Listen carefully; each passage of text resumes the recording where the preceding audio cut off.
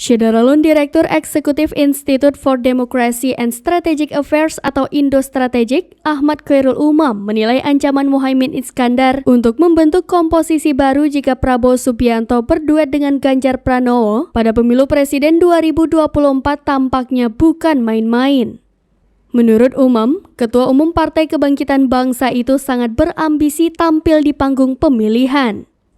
Umam mengatakan sejak awal PKB memiliki target untuk mencalonkan Muhaimin sebagai wakil presiden.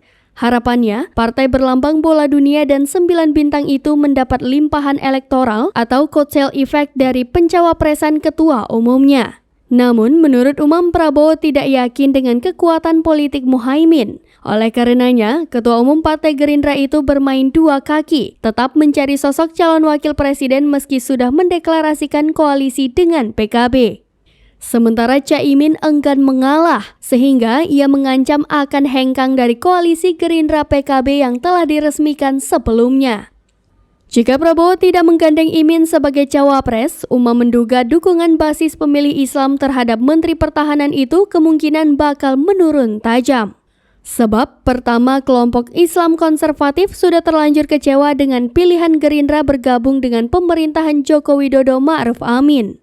Bersamaan dengan itu, basis pemilih Nadliyin selaku representasi kelompok Islam moderat tak mampu dimobilisasi karena Prabowo tidak menggandeng Muhaimin yang dekat dengan kelompok tersebut.